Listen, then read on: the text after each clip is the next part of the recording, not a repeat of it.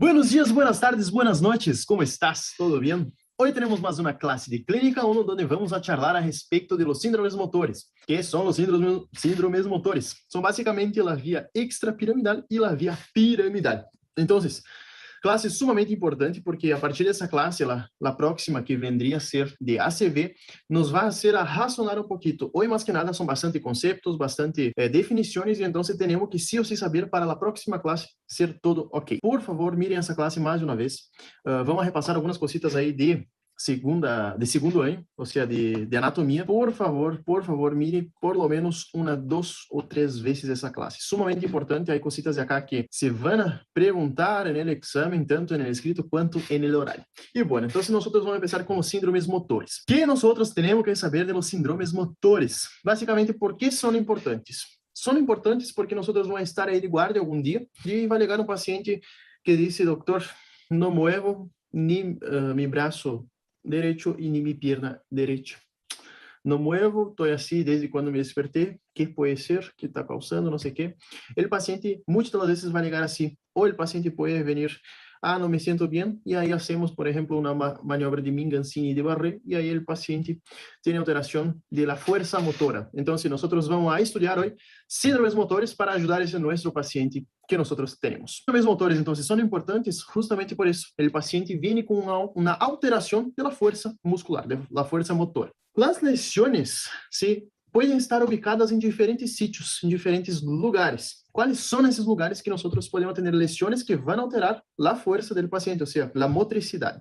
Son ellas, un síndrome de motoneurona superior, acá arriba, un síndrome de motoneurona inferior, que está en la médula espinhal, un síndrome de unión muscular, o sea, en la placa mioneural, o un síndrome miopático, que es propiamente muscular. Entonces, el síndrome motor, o sea, no está solamente asociado a la vía extrapiramidal y piramidal. No hay solamente afectación de las vías, sino que puede también tener alguna afectación, por ejemplo, de la placa muscular y del músculo. Sumamente importante eso para nosotros después razonar un poquito más. Por ejemplo, cuando el paciente viene con una debilidad, una mononeuropatía, y ahí nosotros tenemos que pensar, bueno, ¿qué puede ser ya que es más localizado? Bueno, hoy nosotros vamos a ver más que nada varias definiciones y por favor, prestar mucha atención en algunos puntos que son bien estratégicos y también que son muy preguntados. Nosotros tenemos que saber lo siguiente. Tenemos que saber que el impulso nervioso es un impulso eferente, o sea, empieza acá arriba y desciende, por ejemplo, para el músculo que yo quiera contraer. Por ejemplo, quiero flexionar mi antebrazo, ¿sí? Flexión del antebrazo. Yo envío la señal acá desde la corteza cerebral, más específicamente la señal sale del área 4 y 6 de Brodmann y ahí viaja por las vías nerviosas para hacer el movimiento que yo quiero. Básicamente es así que ocurre el movimiento, no es lo contrario. Entonces nosotros lo que vamos a estudiar ahora es la vía, vamos a empezar por la vía piramidal. Sempre recordando que viene la señal acá de arriba, desciende por la médula, viene y estimula la motoneurona inferior o la segunda neurona a estimular a placa mioneural para contrair las fibras de miosina y de actina. Entonces, nosotros ahora vamos a charlar a respecto de la vía piramidal. Me pareció interesante acá para no olvidar. Entonces, vía piramidal. La vía piramidal, así, en breves rasgos, se llama así porque pasa por las pirámides vulvares. Por eso que se llama vía piramidal. La extrapiramidal no pasa por las pirámides vulvares. Entonces, esa vía piramidal, vamos a ver cómo está constituido por dónde empieza y dónde termina. Básicamente, la vía piramidal tenemos que saber que tenemos dos neuronas, una motoneurona superior y una motoneurona inferior. Ya vamos a entender dónde están esas neuronas. Pero por ahora, para empezar a tener una idea de qué es la vía piramidal, tenemos que saber que tenemos dos motoneuronas, una superior y una inferior. Yo suelo decir, generalmente, me acordé bastante y me ayuda bastante a memorizar lo siguiente. La motoneurona superior es la jefe y la motoneurona inferior es la, así que va a trabajar. O sea, la motoneurona superior envía la señal y la motoneurona inferior es la que obedece. ¿Por qué decimos eso? Porque la motoneurona superior está acá arriba, ¿sí? O sea, está en el cerebro, área 4 y 6 de Brodmann. Y la motoneurona inferior está ubicada en la médula espinal. Y por eso que ella suele ser solamente la que va a estimular determinadas fibras musculares. ¿Cómo es la motoneurona superior? Yo tengo acá un chipcito acá porque Generalmente eso es pregunta de examen y prefiero hablar bien organizado. Lo que nosotros tenemos que saber es que la motoneurona superior tiene neuronas en la área 4 y 6 de Brodmann. De esa área 4 y 6 de Brodmann, va a enviar axones. Esses axones van al tercio inferior del bulbo, o sea, pasa por la cápsula interna, mesencéfalo, puente y bulbo, y después al tercio inferior del bulbo hay decusación de las fibras hacia el lado contralateral y entonces desciende por la médula. Eso es la motoneurona, ¿sí? Básicamente eso. Motoneurona, entonces, la vía piramidal empieza en el área 4 y 6 de Brodmann, envía axones que van a descender por la cápsula interna, mesencéfalo, puente y bulbo. En el tercio inferior del bulbo, casi llegando ahí en la médula, hay decusación de las fibras. Decusa las fibras y pasa a la médula. Ah, pero ¿por qué es importante saber que decusa? Por ejemplo, imaginen, nosotros tenemos un paciente con ACV del hemisferio derecho. El paciente va a presentar la sintomatología motora del lado izquierdo, o sea, paresia o parálisis del lado izquierdo. Ya vamos a ver cuáles son las diferencias entre paresia y parálisis, porque eso también es pregunta de examen. Entonces, ¿qué es importante saber? Empieza a área 4 y 6, axones, desciende por la cápsula, mesencéfalo, puente y bulbo, decusa, desciende y va hacia la médula. En la médula, gente, ¿qué es importante saber? En la médula tenemos la segunda motoneurona, o sea, la segunda neurona, o la motoneurona inferior. La motoneurona inferior. En la motoneurona inferior, se vai comunicar esses axones, ¿sí? Se comunica com a motoneurona inferior, que está acá, e então envia outros axones que vão à placa muscular, ou seja, a placa mioneural. Acá está mais sencillo. Então, liga a motoneurona inferior, envia axones que se conectam com a placa motora ou a placa mioneural, e essa placa mioneural é quem vai estimular o músculo, ou seja, vai estimular o músculo a contrair ou a relaxar, e isso vai ser com que ocorra o movimento. Essa é a via piramidal, motoneurona superior y inferior. Después nosotros vamos ya a ver la vía extrapiramidal. Pero tenemos que saber no solamente eso, ¿sí? La vía es importante saber dónde están las neuronas, o sea, está en el encéfalo y bulbo, y después motoneurona inferior está ubicada en la médula, más específicamente a dónde está, en el asta anterior de la médula espinal. Entonces, área 4 y 6, envía axones, desciende por cápsula, mesencéfalo, bulbo, puente, bulbo, decusa, médula se conecta com a motoneurona inferior, ou segunda neurona. Essa segunda neurona envia axones, esses axones conectam à placa mioneural, músculo contrai ou relaxa e hace o movimento que nós enviamos desde acá arriba. Basicamente é assim, de maneira bem sencilla e bem resumida. Por que é importante estudar tanto essa via? Porque é frequente que os pacientes se apresentem, por exemplo, com paresia, parálisis, pode ser somente de um membro superior ou de um hemisfério, ou seja, uma hemiparesia, na hemiparálisis, ou seja, na hemiplegia. Então, é sumamente importante entender que as fibras decusam no terço inferior do bulbo, porque,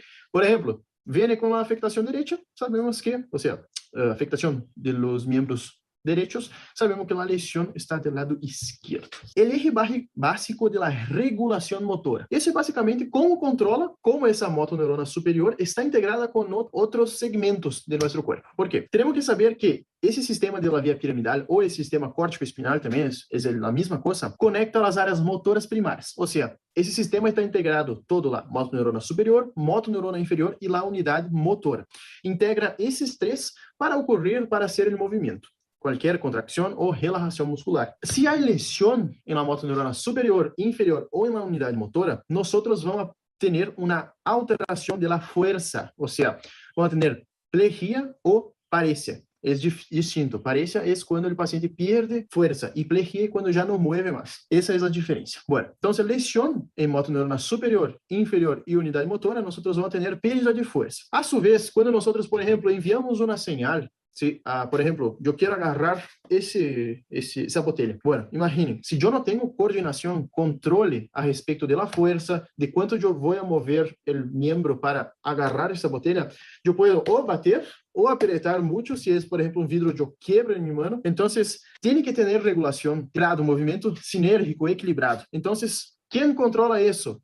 El cerebelo y los ganglios basales. Entonces, el sistema córtico-espinal está regulado por otros sistemas complejos, como el cerebelo y los ganglios basales, que si hay lesión en el cerebelo y en los ganglios basales, nosotros vamos a tener la alteración de la coordinación. ¿Sí? Entonces, cerebelo, ganglios basales, controlam y coordinan. Si yo tengo lesión en el cerebelo, yo tengo una incoordinación para realizar el movimiento. O sea, no voy a agarrar de manera perfecta, así por decir, sino que yo voy a tener una incoordinación, pateo y cae, rompe todo.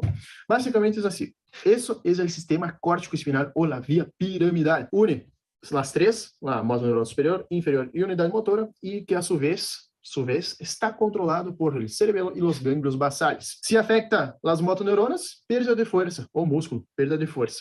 Si afecta ganglios basales y cerebelo, yo tengo una alteración en la coordinación.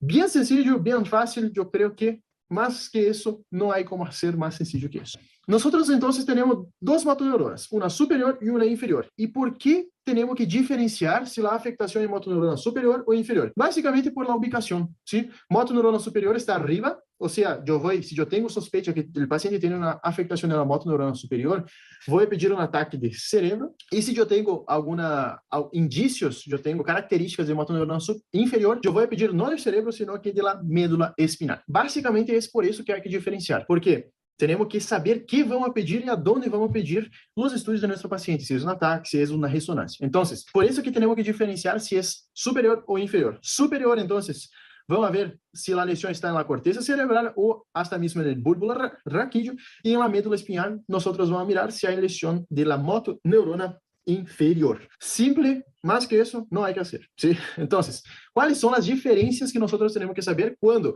un paciente tiene síndrome de motoneurona superior o síndrome de motoneurona inferior? Ya les doy unos ejemplos relacionados con síndrome de motoneurona superior y inferior para que tengan así, para, por ejemplo, pensar y no solamente quedar memorizando todo eso. Ejemplo de causa de síndrome de motoneurona superior: ACV isquêmico ou ACV hemorrágico. Bien sencillo ahora, después vamos a agregar algunas otras causas. Ejemplo de síndrome de motoneurona inferior: lesiones traumáticas medulares. Tuvo un accidente de auto, la vértebra deslocou, ou seja, tuvo uma luxação vertebral ou hasta mesmo uma fratura vertebral. Essa fratura vertebral rompeu o nervio, síndrome de motoneurona inferior. Sí, básicamente, bien sencillo, son dos causas que no hay como olvidar. ¿Cuáles son las diferencias? Porque esa es pregunta de examen. Diferencia entre un síndrome de moto, casi derrubé, motoneurona superior e inferior. Básicamente, vamos a tener en la motoneurona superior, vamos a tener leve atrofia, no hay fasciculaciones. El tono es espástico. Espástico quiere decir que tiene una fuerza de resistencia, mucha fuerza de resistencia. Distribución de la debilidad es regional. Los reflejos osteotendinosos están hay hiperreflexia. Reflejos cutáneos no hay, y signo de Babinski hay. Bueno, entonces, motoneurona superior, yo pienso, la lesión está allá arriba, una CV, por ejemplo. ¿Cómo yo voy a ver mi paciente con lesión de motoneurona superior? El paciente tuvo una CV, yo voy a tentar ahí a extender el brazo, me deparo con una resistencia al extender el brazo al miembro afectado, o sea, del lado derecho, lesión del lado izquierdo, del lado derecho. Fasciculaciones, ¿por qué no hay? Porque las fasciculaciones, que son aquellas, por ejemplo, si el paciente tiene, vamos a mirar las piernas, que queda más fácil de entender y de hablar. Imaginen que el paciente tuvo una sección medular. Si esa sección medular genera una denervación muscular, y esa denervación muscular hace con que el músculo quede temblando solo. Entonces, ese temblando solo que queda así contrayendo bien poquito, se ve a veces como si fuera una breve contracción así. Eso es signo de denervación, son fasciculaciones. En el síndrome de motoneurona superior, nosotros no tenemos denervación. Es como si fuera una alteración acá arriba, una CV, se generó una isquemia local, y esa isquemia local hizo con que yo no tengo células para empezar, por ejemplo, para generar el movimiento. O sea, yo pienso en hacer el movimiento y yo no hago porque esas células murieron. Entonces, básicamente es así. Yo no tengo fasciculaciones por cuenta de eso. Tono espástico. ¿Por qué hay tono espástico? Porque yo tengo inervación. Por eso, hablamos antes que la motoneurona superior era la jefe y la inferior es la que obedece. Básicamente es eso que ocurre. Una moto, todo eso que yo estoy moviendo mis manos son motoneuronas superiores, inferiores y placa mioneural que están funcionando perfectamente. Cuando yo tengo, por ejemplo, una señal enviada de acá arriba, sí, del cerebro, envío para que yo tengo que extender los antebrazos. Ahí fue. ¿Por qué yo tengo en la motoneurona superior espasticidad y en la inferior flácido? Básicamente lo seguinte, imaginen, si yo no envío la señal, mi motoneurona inferior, que es la que obedece, hace lo que quiere. Básicamente es así. Entonces, un mecanismo que ella utiliza muchas das veces, principalmente del miembro superior, es la flexión del antebrazo sobre el brazo y el brazo queda apoyado, queda bien cerca de la caja torácica. Es eso lo que hace la motoneurona inferior cuando nosotros tenemos, por ejemplo, un ACV. Ojalá nunca vamos a tener, pero si, por ejemplo, pasa un paciente que ya tuvo un ACV, es característico esse paciente ter, em los estadios iniciais, aí depois de algumas semanas, vai ter antebraço flexionado sobre o braço e o braço está pegado ao corpo. Bueno, e por que na motoneurona inferior eu tenho flácido? Justamente porque eu tenho denervação. Por exemplo, minha motoneurona superior está ok, envia a señal, pero se rompeu o nervio, se rompe o nervio, basicamente eu não tenho como enviar essa señal ao músculo. Então, o músculo queda solo aí e não se contrai sem ordem. Por isso que quando eu tenho motoneurona inferior, o tono vai ser flácido e leva a uma atrofia intensa em poucas semanas ou meses. Isso é bem característico. Os pacientes que têm motoneurona superior afetada, generalmente a atrofia é leve e a atrofia na motoneurona inferior, por conta da denervação, não contrai o músculo, ocorre uma atrofia intensa, ou seja, a atrofia se deve à falta de contratilidade muscular. Também, só para ter uma ideia de quão atrófico que é, os pacientes que, por exemplo, tiveram alguma fractura, vocês mesmos que, se tiveram alguma fractura, podem perceber que quando eu quedo imobilizado, por exemplo, o antebraço deixei imobilizado, um mês, 30, 45 dias, os músculos começam a atrofiar-se. E essa atrofia é por desuso, ¿sí? É característico de uma motoneurona inferior. Somente um exemplo. Bueno, motoneurona inferior, ¿sí? Eu tenho fasciculações, porque as fasciculações são características da denervação, tono flácido, já falamos, distribuição da debilidade, generalmente é distal e segmentária. O que eu quero dizer com isso? Se eu tenho, por exemplo, uma lesão a nível de T5, eu generalmente vou ter todo o segmento inferior afetado. Ou seja, se eu tenho uma secção medular a nível de T5, provavelmente meu paciente vai ter paraplegia, ou seja, não vai mover as pernas. Bueno, reflejos osteotendinosos hiporreflexos ou hasta mesmo arreflexia. ¿Por que passa isso? Porque quando nós temos motoneurona inferior, temos secção de nervio, e essa secção de nervio impide o arco reflejo de fazer os reflejos, ou seja, o paciente vai ter hiporreflexia. Em cambio, en la superior, mi arco reflejo está indeme. Então, quando eu vou fazer o reflejo, por exemplo, o patelar, o arco reflejo está indeme, então hace hiperreflexia. E por que hace hiperreflexia? Justamente porque a parte superior, que é a que ordena e modula, não está modulando. Então, é característico que o paciente não mueve assim, por exemplo, eu hago o reflejo patelar, o normal é isso. E quando eu hago, que tem um paciente com síndrome de motoneurona superior, por uma CV, eu hago e tomo. E é hiperreflexia, o reflejo é mais amplo. E não há signo de Babinski em la motoneurona inferior. Parece ser muita coisa, mas essa tablita nos hace entender muito de lo que passa com nosso paciente e também nos hace razonar por que algumas coisas ocorrem. Então, principalmente, diferenciar motoneurona superior e inferior. Essa tablita é pergunta de exame, então, les indico que memoricem essa tablita. E eu vou perguntar também em los orais. Bueno, outra cosita. Como eu dije, vou estimular o reflejo patelar. Se eu tenho um síndrome de motoneurona superior, o correto seria asciende e depois descende modulando. E acá não. Acá eu tenho uma falta de modulação no síndrome de motoneurona superior e então eu tenho uma hiperreflexia. Em cambio, se eu tenho secção medular, imaginem, chega o estímulo, mas não vuelve para fazer o reflejo. Então, por isso que o paciente tem hiporreflexia ou arreflexia. Bem sencillo. Isso é bem sencillo, me gusta dar essa classe porque é bem assim concisa e é bem pontual. Então, o que temos que saber da via piramidal? Basicamente, onde estão as motoneuronas superiores e inferiores? Como é sua modulação? Então, quem modula a señal da motoneurona superior é o cerebelo e os gânglios basales. ¿Sí? ¿Gânglios basales? Sí. E os gânglios basales. Síndrome de la motoneurona superior. Como nós já estávamos falando, vai quedar uma fácil hora para razonar. O síndrome de la motoneurona superior, então, há algumas características que nós devemos saber. Síndrome de motoneurona superior, a afectação da motoneurona superior, ou seja, allá arriba está a afectação. Haver uma característica acá, que em las fases iniciais, 4, 5 dias depois da afectação, se parece muito com o síndrome de motoneurona inferior. ¿Por quê? En los primeiros 4 o 5 dias que o paciente tem a lesão, o paciente vai ter, por exemplo, uma parálise flácida e hipotônica.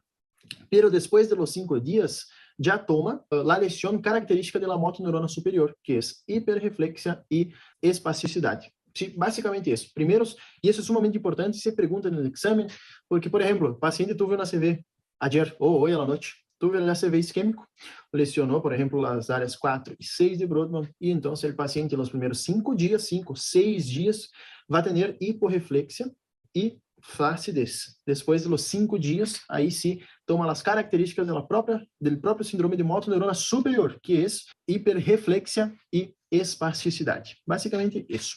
Y ahí después de esos 5 días, como el paciente agarra la hiperreflexia y espasticidad, generalmente viene el paciente característico del ACV, que es antebrazo sobre brazo flexionado, brazo pegado al tórax, o sea, al cuerpo, y el paciente camina con la marcha de os. O sea, gracias a Dios, la pierna queda en extensión. Si el paciente no consigue flexionar la pierna sobre el muslo, queda en extensión, y entonces el paciente no camina así, va a caminar haciendo una forma de os. Del lado afectado, obviamente, como no flexiona, tiene que hacer como si fuera una os para conseguir caminar. La marcha del segador, sí, tiene un nombre específico, marcha del segador, nos da la indicación que el paciente tuvo un ACV. Y el brazo también, el brazo generalmente queda así pegadito, pegadito. ¿Cuáles son los signos adicionales que ese paciente puede tener? Entonces, primeramente, 5 días, hiporreflexia y flacidez. Después de los 5 días, ya toma las características de la motoneurona superior.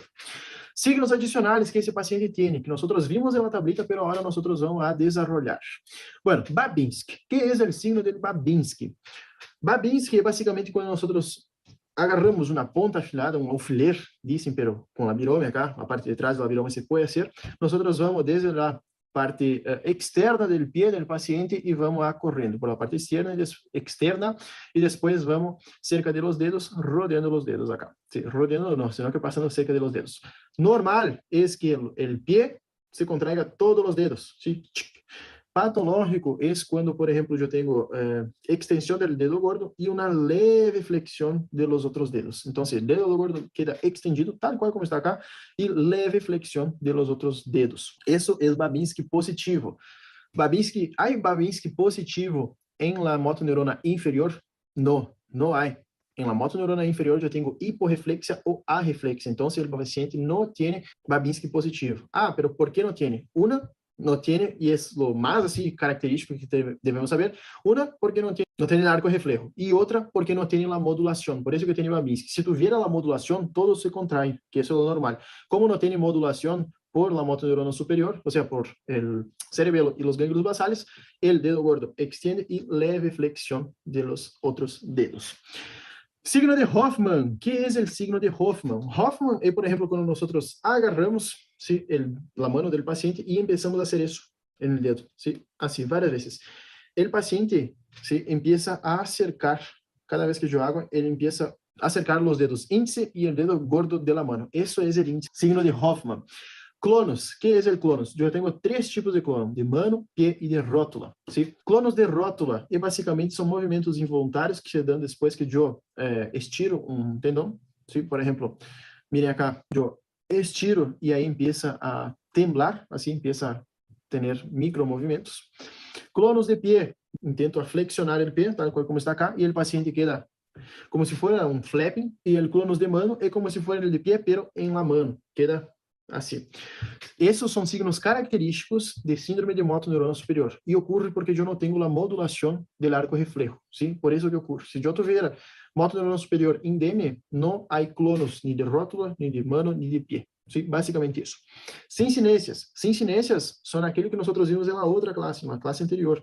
Sincinesias são movimentos que eu hago no lado sano e por falta de modulación, el lado afectado hace igual. O sea, levanto la mano, el lado afectado levanta la mano también. Sincinesias son movimientos por imitación. Hago del lado sano y el lado afectado repite de manera igual o similar. Y los reflejos, sí o sí, los reflejos profundos va a haber hiperreflexia, porque yo no tengo la modulación, y los superficiales van a estar abolidos. Básicamente es así. Entonces, características de la motoneurona superior, es importante saber que los primeros 4 o 5 días, hasta 6 días, yo tengo características de motoneurona inferior. Después de los 5 o 6 días, agarra las características de la motoneurona superior. ¿Cuáles son esas características? Babinski, Hoffman, clonos, sincinesia y reflejos profundos, hiperreflexia y espasticidad, y superficiales abolidos. Basicamente é isso, e há que sim ou sim saber isso, porque é pergunta de exame. Sempre van a perguntar isso en el examen tanto oral quanto el escrito. Síndrome de la motoneurona inferior. Essa, já havendo estudado a motoneurona superior, queda mais fácil, porque é basicamente o contrário da motoneurona superior. Por exemplo, vamos mirar acá. Acá, la motoneurona es la motoneurona de la médula que está afectada, o sea, justamente en la médula espinal yo tengo la afectación de la motoneurona inferior. La presentación no suele ser hemipléjica, y eso es sumamente importante. Hemipléjica generalmente cuando está acá arriba, generalmente suele ser monoplejía y generalmente aparece com parálisis de músculos aislados, ou como uma monoplejia ou monoparesia. Sumamente importante. Hemiplegia, já vamos ver a definição, pero temos que nos acordar que hemiplegia é mais característica de motoneurona superior que de inferior.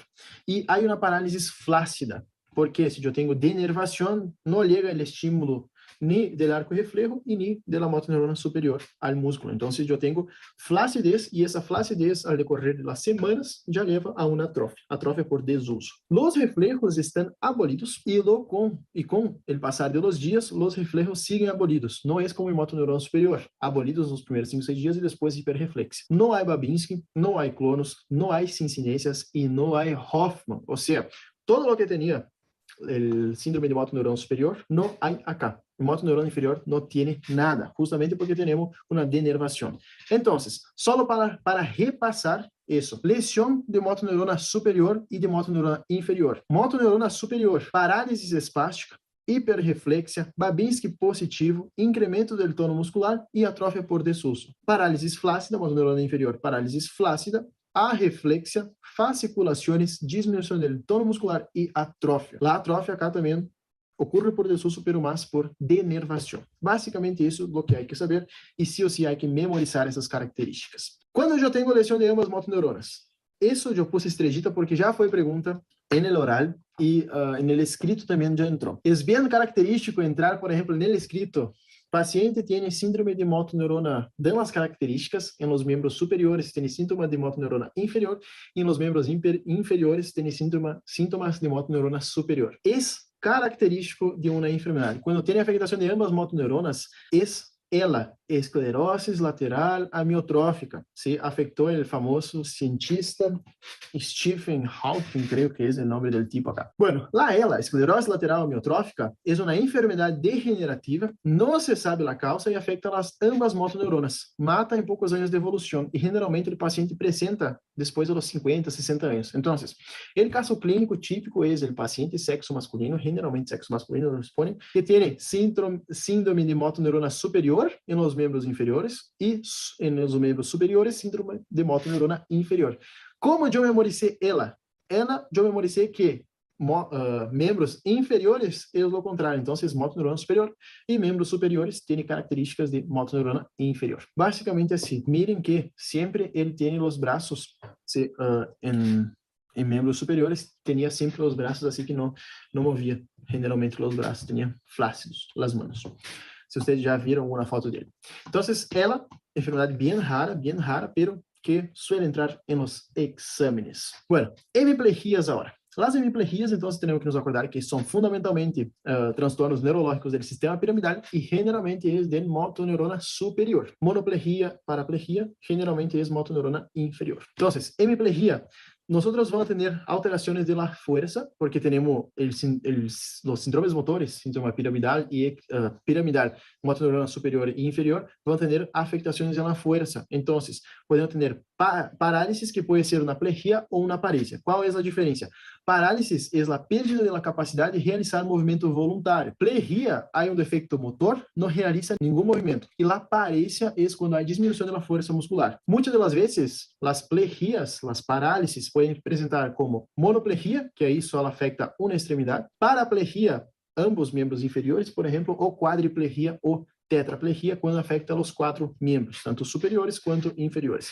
Eso es plejía, no mueve nada. Hemiplegia queda paralisada una mitad del cuerpo, o la derecha o la izquierda. ¿Sí? Y ahí, eso es sumamente importante. Pongo estrellita en eso porque suele ser pregunta del oral. ¿Qué es una hemiplegia directa? ¿Qué es una hemiplegia alterna? La hemiplegia directa es cuando afecta pares craneales del mismo lado de la plejía. O sea, tiene una hemiplegia derecha, afecta los pares craneales del lado derecho. Por ejemplo, presenta una parálisis del séptimo par desaparición del sulcus reniano, no mueve la boca generalmente acá, desaparición de las arrugas, puede tener afectación también de la boca, del surco. Entonces, hemiplegia directa afecta la cara del mismo lado y alterna es cuando afecta los pares de la cara del otro lado de la plejía, o sea, tener una plejía derecha alterna. Quiere decir que lado izquierdo, afectación a los pares craneales y derecho, afectación plejía del brazo y de la pierna, o sea, del miembro superior y del miembro inferior. Hemiplegia proporcional y no proporcional. Eso generalmente no se pregunta, pero por las dudas vamos a dar una pasadita acá. Proporcional quiere decir que el brazo, la cara y la pierna están afectados en la misma intensidad. O sea, por ejemplo, si yo hago un test de fuerza entre mi miembro superior e inferior, tiene el déficit de fuerza igual. Si yo, por ejemplo, tengo una hemiplegia no proporcional, es que, por ejemplo, el paciente consigue contraer, apretar mi mano más fuerte que en el test de fuerza del miembro inferior. O sea, el defecto motor predomina en algunos de los segmentos. Básicamente es eso, pero eso generalmente no se pregunta. Pero lo que pregunta es, hemiplegia directa, ¿qué es? Y hemiplegia alterna. Paraplegias. Paraplegias es la parálisis simultánea de ambos miembros inferiores. Nosotros vamos a tener la paraplegia espástica, paraplegia flácida radicular o polineurítica, paraplegia por hipopotassemia y paraplegia del síndrome cordonal posterior. Cuando el paciente tiene paraplegias, tenemos que nos acordar que paraplegias generalmente son causadas por afectaciones de la motoneurona inferior. Entonces, las paraplegias espásticas es cuando el paciente tiene afectación de la motoneurona superior y tiene espasticidad del músculo. Paraplegia flácida, cuando tiene flacidez, como su próprio nome diz, e está afetada a motoneurona inferior. Paraplegia flácida radicular ou polineurítica é quando eu tenho uma afectação neuronal. Paraplegia por hipopotassemia, que passa? A hipopotassemia genera uma alteração da membrana, ou seja, da membrana celular. E quando eu tenho hipopotassemia, eu tenho alteração desse umbral, e então o paciente, muitas das vezes, por esse transtorno hidroeletrolítico, não consegue mover as pernas porque alterou o umbral para ocorrer a contracção muscular. E então, solamente corrigindo esse transtorno da hipopotassemia, o paciente já melhora. Então, 5 grupos de causas: a espástica, flácida radicular, hipopotassêmica e síndrome cordonal posterior. Generalmente pergunta causas de paraplegia, ¿sí? E hay que acordar por lo menos de algunas, ¿sí? No de todas, solamente unas 3, ya está bien. Acuérdense de la hipopotassemia, ¿sí? Solamente corrigindo el potasio sérico, la paciente ya mejora. Generalmente suele ser paciente de sexo femenino. Cuadriplegia. ¿Qué son cuadriplegia? Cuadriplegia, ¿sí? Son cuando el paciente no mueve los miembros superiores e inferiores. Primera cosa que hay que hacer es medir el potasio, porque puede ser una cuadriplegia espástica o hipertónica, síndrome motoneurona superior, o puede ser una cuadriplegia flácida. Bueno, sí o sí midan el potasio cuando el paciente viene con cuadriplegia súbita, porque puede ser solamente con la corrección de potasio adecuada el paciente ya mejora. Obviamente que va a tener signos y síntomas de hipopotassemia, pero acuérdense, por favor, de eso. Sí o sí hay que pedir potasio en esos pacientes que presentan déficit neurológico súbito. Potasio no, sino que iones plasmáticos. Entonces, cuadriplegia, parálisis de miembros superiores y inferiores. Monoplegias es, por ejemplo, que el paciente no puede mover un miembro, o sea la pierna o el brazo. ¿Cuál es la causa? Síndrome de motoneurona inferior. Y cuando nosotros vamos a estudiar un paciente, por ejemplo, que tiene alguna afectación, tenemos que sí o sí saber esa imagencita porque es sumamente importante. Ustedes van a utilizar esa imagen hasta el próximo año, o sea, hasta sexto. ¿Por qué? Dependiendo del área afectada, de la lesión, sí, nosotros vamos a tener distintas sintomatologías. Por ejemplo, si el paciente tiene una afectación en la área motora, el paciente se presenta generalmente con monoplegia. Si la lesión es un poquito más abajo en la cápsula interna, por cuenta que las fibras se acomodan, se unen mucho, afecta generalmente más fibras, no es solamente en la área motora que está un poquito más disipado. Acá cuando afecta la cápsula interna, generalmente el paciente suele presentarse con hemiparesia, no es solamente una monoplegia como el área motora, sino que en la cápsula interna, porque los axones pasan muy cerquitas ahí, va a generar una hemiplegia. Esa hemiplegia puede ser o una hemiplegia normal o una hemiplegia directa. Si, por ejemplo, la lesión es en mesencéfalo, el paciente va a presentar el síndrome de Weber. Si es en la protuberancia, es Gubler. Y si es en el bulbo, Jackson. Es importante saber Weber, Gubler y Jackson, sí, se pregunta mucho en los horarios. Bueno, el síndrome de Weber, entonces tengo acá mi colita también. Síndrome de Weber, básicamente va a ocurrir lo siguiente. Va a ocurrir hemiparesia contralateral a la lesión y va a afectar el tercer par, el músculo, el tercer par, que es el motor ocular común.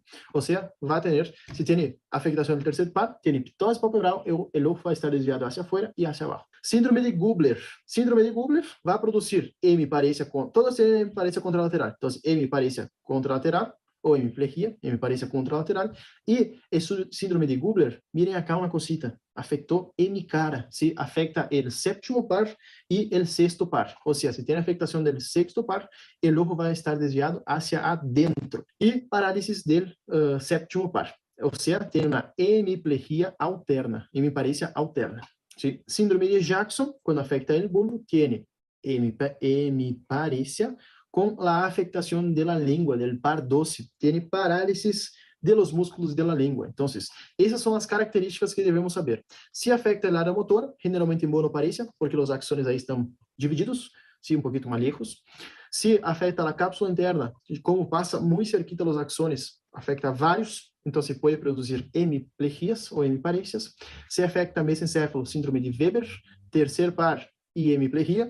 Se afecta a protuberância, Gubler, sexto y séptimo par y hemiplegia, y Jackson es hemiplegia y 12º par, el hipogloso. Hipogloso no, el 12º par, el glosofaríngeo. Sí, es el hipogloso. Me rompe los pares. Bueno, entonces, síndrome de Weber, Gubler y Jackson hay que saber de todas las maneras posibles, porque eso va a preguntar. ¿Cómo nosotros vamos a explorar ese paciente que está con afectación del sistema motor? Nosotros vamos a explorar la masa muscular, el tono, la fuerza y los reflejos. Es bien sencillo la evaluación. Si a partir de nuestra sospecha si es motoneural superior o inferior, nosotros vamos a evaluar nuestro paciente. ¿Cómo nosotros vamos a evaluar la masa muscular? Y básicamente si hay atrofia o hipertrofia. El tono nosotros vamos a evaluar si es hipotônico ou hipertônico. Hipertônico são, por exemplo, os pacientes que hacen gimnasio. La fuerza es así sumamente importante.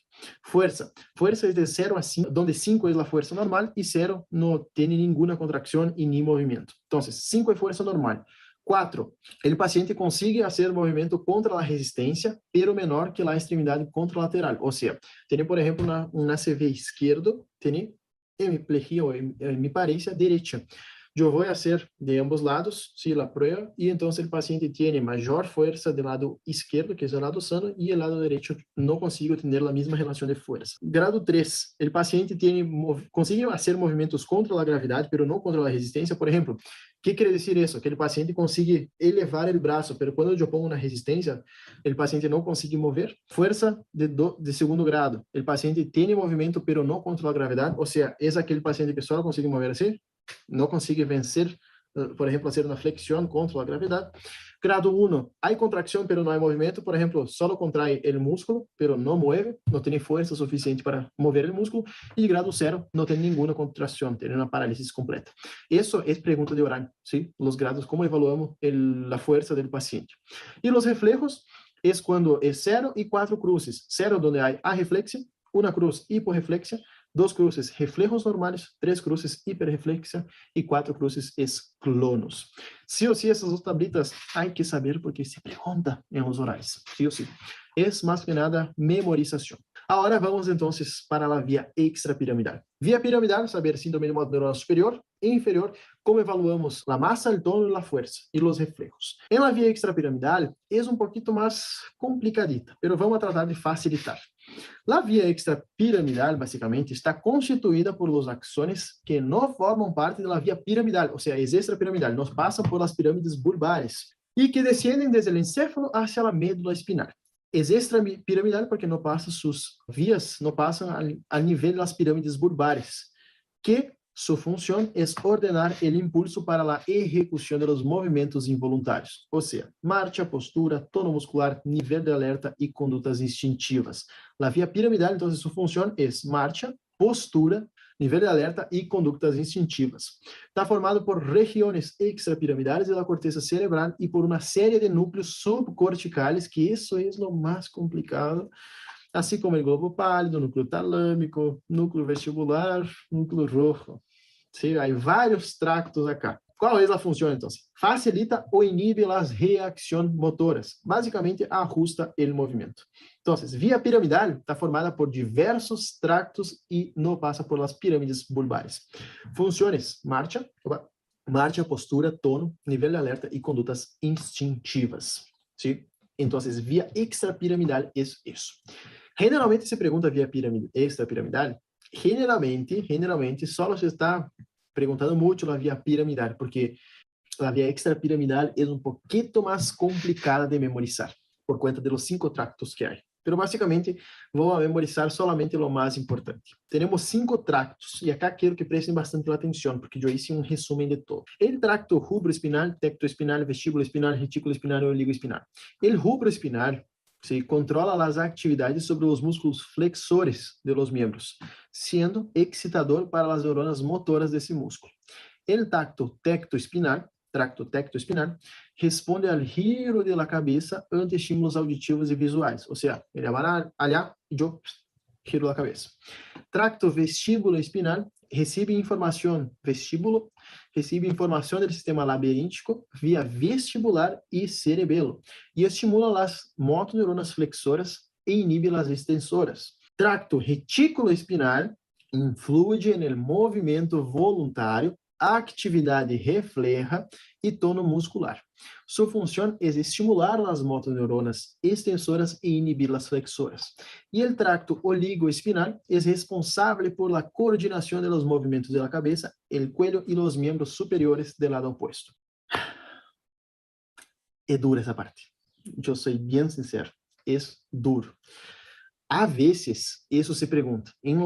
Por lo que yo vi así, de 50 personas, vamos a poner, preguntou assim a 5, 6 como mucho. É raro de perguntar isso. ¿Sí? Entonces, mi opinión sobre eso. Memoricen solamente las cosas más puntuales que hace cada tracto. Que tenemos 5 tractos, sí o sí hay que saber. Sí o sí, eso es fundamental, pero la función de ellos generalmente no se pregunta. Sería lo más importante, pero muchas de las veces no se pregunta. ¿Cuáles son las funciones de la vía extrapiramidal? Entonces, como ya leemos todo eso, la función se resume en 3 tópicos. Una, mantener la postura y el equilibrio quando se realizam movimentos voluntários, controlar os movimentos associados ou involuntários e o controle automático do tono muscular. Eu odio extrapiramidal, sí, con toda mi esfuerzo. No es que odio, es que yo no tengo mucha afinidad. El piramidal es más tranqui, bien razonable, pero el extrapiramidal solo hay que acordar básicamente que está relacionado con postura, equilibrio y tono muscular, ¿sí? Nosotros cuando tenemos el síndrome extrapiramidal, que es un síndrome, es cuando tenemos afectación, compromiso de los ganglios basales y sus conexiones, o sea, ganglios basales y conexiones. Va a causar, cuando tenemos una afectación de los ganglios basales, como vimos antes que los ganglios basales y el cerebelo eran los que coordinaban el movimiento, tenemos trastorno del movimiento, trastorno del tono y trastorno de la postura. Entonces, para no quedar tan flojo, ¿sí? La vía piramidal, extrapiramidal, no pasa por las pirámides bulbares del bulbo. ¿Sí? Y está hecha por 5 tractos: el rubroespinal, tectoespinal, vestíbulo espinal, oligoespinal y retículo espinal. ¿Cuál es la función de la vía extrapiramidal? Es postura, equilibrio, movimientos voluntarios e involuntarios y control del tono. Postura, tono y equilibrio. Y si tenemos una afectación en los ganglios basales y en los tractos, ¿sí? Tenemos trastorno del movimiento, del tono y de la postura. O sea, vamos a tener, si tenemos síndrome extrapiramidal, vamos a tener afectación del tono, postura y movimiento. ¿Sí? Tono, postura y movimiento. Básicamente eso. Bueno, a diferencia del síndrome piramidal, es un poquito más así, la parte más difícil de extrapiramidal es a respecto de los tractos. Pero después, cuando nosotros nos ponemos a pensar, queda un poquito más sencillo porque las afectaciones que están relacionadas con el síndrome extrapiramidal van a ser, por ejemplo, temblor, corea, balismo, mioclonía y tics. Nosotros vamos a ver cada uno de ellos ahora. Entonces, temblor, la corea, el balismo, ¿sí? Pongo acá GIFs para que tengan una idea de qué es. Temblor, cuando tiembla, corea, balismo, las mioclonías, acá se puede ver la mioclonía, y los tics, ¿sí? Miren el tic, ahí salió el tic, y acá otro tic. Ahí salió. Entonces, los trastornos del movimiento están relacionados con síndrome extrapiramidal. Síndrome piramidal era más neurona superior, inferior y afectaciones neuromusculares, podemos ahí poner.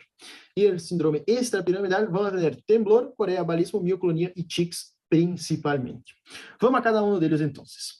Temblor. ¿Qué es el temblor? El temblor es un movimiento involuntario, oscilatorio, rítmico, de amplitud y frecuencia regular. ¿Por qué yo puse la definición completa? Porque eso se pregunta mucho. Temblor es muy preguntado en los exámenes y se pregunta la definición. Entonces, pongo por las dudas. En realidad, pongo porque yo sé que eso va a preguntar. Entonces, temblor es un movimiento involuntario, oscilatorio, rítmico y de amplitud y frecuencia regular. La lesión, ¿dónde está? En el núcleo caudado o en el putamen. ¿Y cuáles son los tipos de temblor? Tenemos el temblor en reposo o estático, que es aquel temblor que generalmente el paciente presenta cuando está en reposo y generalmente cuando el paciente hace un movimiento deja de temblar. Tenemos el temblor de acción. El temblor de acción o postural generalmente aparece cuando el paciente se mantiene en una determinada postura, generalmente en el gimnasio, cuando se hace, por ejemplo, la isometría, que nosotros quedamos así con las piernas y ahí empieza a temblar las piernas, eso es temblor de acción. Y el intencional es cuando, ese es el más fácil, es cuando, por ejemplo, el paciente va a hacer un movimiento o nosotros mismos vamos a hacer un movimiento, girar la mano, agarrar algo y en el movimiento dispara el temblor. Cuando mueve, empieza el temblor. Esos son los tres tipos de temblor que hay que saber, de reposo, de acción y intencional. Bueno, ¿cuáles son las causas? Generalmente las causas de los tres, hay dos causas que son muy comunes, que es, por ejemplo, la enfermedad de Wilson, sirve para todos. En el temblor postural y en el temblor de intención, vamos a tener, por ejemplo, las afectaciones cerebelosas en ambos. Y en el temblor de reposo, un característico es el Parkinson. ¿Sí? El Parkinson tiene el temblor en reposo y que generalmente simula en contar monedas, si el paciente queda así con la mano. Eso es característico del temblor de Parkinson, temblor de reposo. Pero muchas de las veces, temblor postural o de acción puede ser por intoxicación por alcohol, por tóxicos como mercurio, ¿sí? Y el intencional es, por ejemplo, con fármacos que pueden generar depresión de iones. Corea. ¿Qué es la Corea? La Corea son sacudidas rápidas e irregulares, involuntárias, sem propósito definido, em qualquer parte do corpo, principalmente nos segmentos distales. Essa é a marcha coreica. Generalmente são de pequena ou mediana amplitude, desaparece com o sonho, sumamente importante. Temblor desaparece com o sonho. Só me perguntar essa provadita aí, se desaparece ou não com o sonho temblor. E desaparece sim. Uno de los únicos que no desaparecen con el sueño es el balismo. Balismo sí es terrible, que ya van a ver. Creo que es el próximo. Entonces, son sacudidas rápidas e irregulares, involuntárias, sem propósito definido, em qualquer parte do corpo, principalmente em segmentos distales de pequena e mediana amplitude. Desaparece com o sueño, aumenta com o estresse, com factores emocionais, e pode afetar grandes grupos musculares. Tenemos na Coreia que é característica, que é a Coreia de Huntington. Antes de passar a de Huntington, a Coreia é generada por um desequilíbrio da acetilcolina e também da dopamina.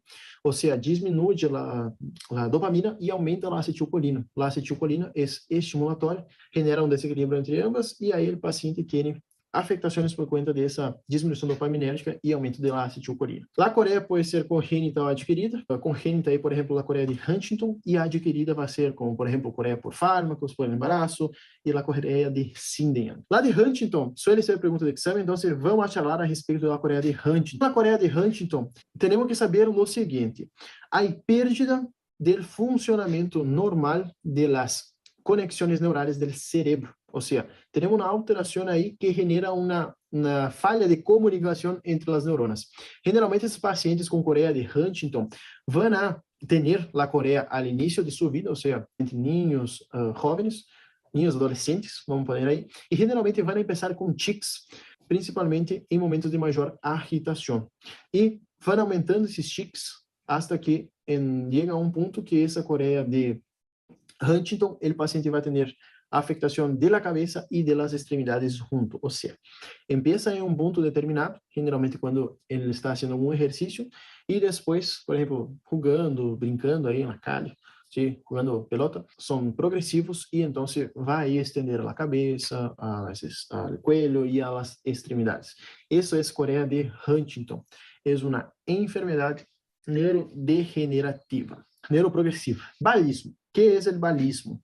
Balismo es una corea, pero es un tipo de corea, ¿sí? Es una corea unilateral, hemicorporal. Generalmente ocurre en movimientos violentos, que ocurre porque están comprometidos los músculos proximales de las extremidades. Miren, eso es balismo. Balismo, entonces, es como si fuera una corea unilateral. Corea puede afectar bilateral y balismo es unilateral. Duele muchísimo eso. Yo nunca tuve, pero en los libros dicen que duele muchísimo. Y hay que saber una cosita respecto del balismo, que el balismo generalmente está causado por cuenta de lesiones vasculares en el núcleo subtalámico. El paciente tuvo una CV en el núcleo subtalámico, va a generar el balismo. Mioclonias. ¿Qué son mioclonias? Son contracciones musculares breves, involuntarias y repentinas, secundarias a una descarga neuronal. ¿Sí? Generalmente la mioclonia suele ocurrir en el ojo, cuando estamos muy cansados. Por ejemplo, cuando yo estudio mucho, mi madre también tiene eso, empiezan las contracciones musculares involuntarias. Queda más o menos así el ojo. Es terrible, es de cansancio muchas de las veces. Bueno, las causas pueden ser fisiológicas o patológicas. Fisiológicas, mioclonias hípnicas, como por ejemplo nas primeiras fases del sueño, aí que também às vezes damos antes de dormir. Quando eu estou muito cansado também suele passar isso, é terrível. Ou as mioclonias diafragmáticas, que aí são el hipo. E patológicas, é, por exemplo, por hipóxia, toxina por fármacos, transtornos metabólicos, principalmente alterações de los iones, hipopotassemia, hiperpotassemia, hiponatremia, hipernatremia, e transtornos degenerativos de los gânglios basales. E algumas demências também podem dar mioclonias. Descobri a causa de mi mioclonia, a demência. Não, mentira. Bueno, tics. E já estamos casi finalizando.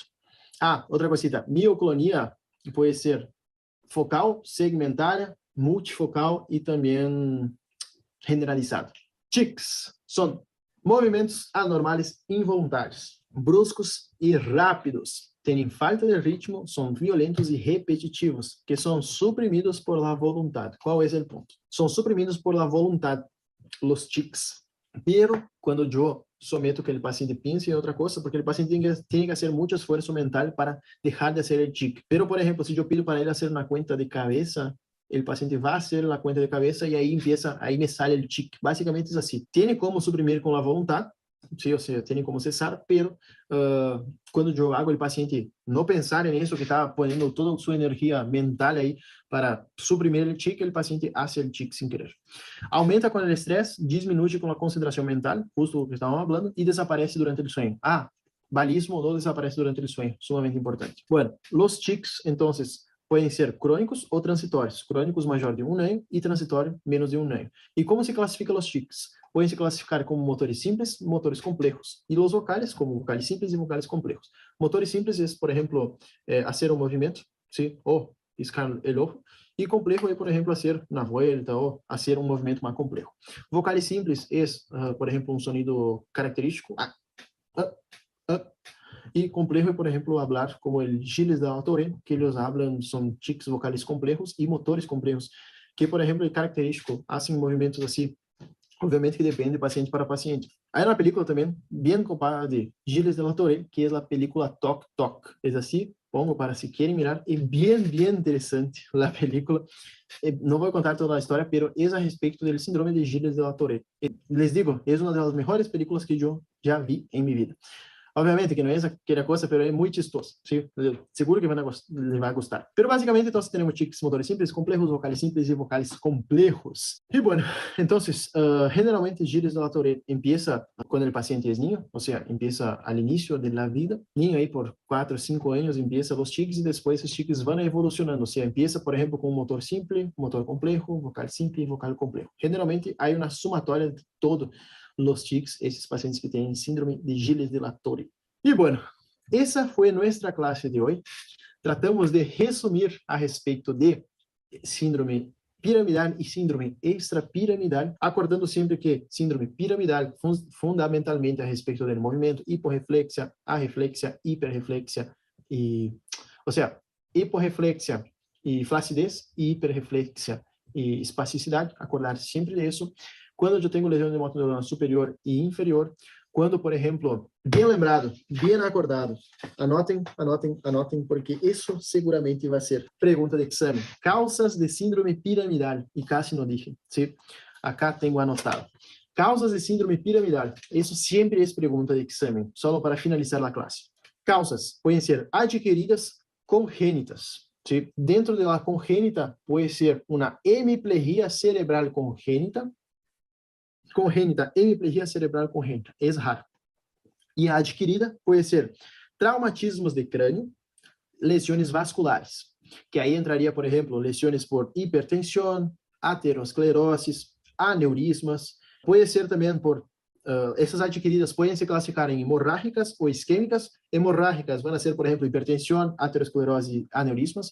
Por exemplo, quando tem um pico de hipertensão, pode romper um vaso e pode ser uma hemorragia local. Qual é o ponto de ACV, gente? Isquêmico e hemorrágico. O isquêmico suele ser um pouquinho mais tranquilo que o hemorrágico. Por quê? O isquêmico generalmente ocorre a oclusão de um vaso. Pensem como se fosse uma oclusão coronária. Ocluye o vaso e aí a isquemia de uma determinada porção. Casi sempre não é assim, não afeta as artérias maiores, generalmente afeta umas artérias aí bem características, pero bem, e não são tão grandes. Pero sí ou sí originam a isquemia se tratamos em um período adequado, o paciente vuelve. Em câmbio, o hemorrágico é complicadíssimo, porque o hemorrágico, como sabemos que o encéfalo está rodeado por uma massa óssea, que é o crânio, ¿sí? Lo que pasa es lo siguiente, empieza el sangrado ahí adentro del cerebro, ¿sí? Entonces ese sangrado empieza a comprimir, empieza a crecer y empieza a comprimir el cerebro. Y ahí esas otras regiones que están siendo comprimidas, hay una afectación vascular, comprime principalmente la vasculatura y ahí genera isquemia en esas otras áreas. Por eso que es más grave el hemorrágico que el isquémico. Entonces, puede ser adquirida hemorrágica o isquémica o lesiones compresivas, como por ejemplo, puede generar síndrome de motoneurona, síndrome piramidal, por ejemplo, tumores benignos o malignos y gliomas y quistes del sistema nervioso central. Quistes, que le gusta mucho un docente, neurocisticercose, e aí esse quiste vai crescendo, comprimindo as áreas e generando déficit motor, déficit de habla, afasia, ¿sí?